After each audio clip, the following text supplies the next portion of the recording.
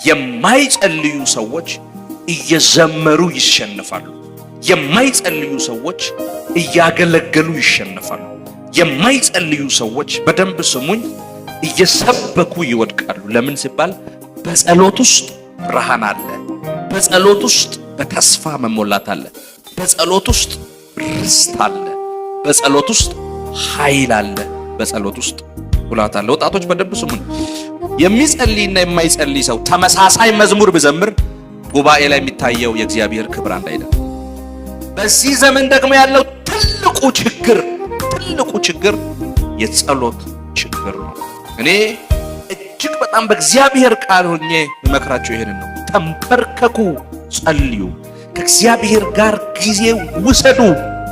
አይኖቻችሁ ይከፈታሉ፣ የልቦናችሁ አይኖች ይበራሉ። እግዚአብሔር ልል ያሰበውን ነገር ተረድቶ እንደመኖር በረከት የለም። እግዚአብሔር ሊናገር ያሰበውን ነገር ተረድቶ እንደመኖር በረከት የለም።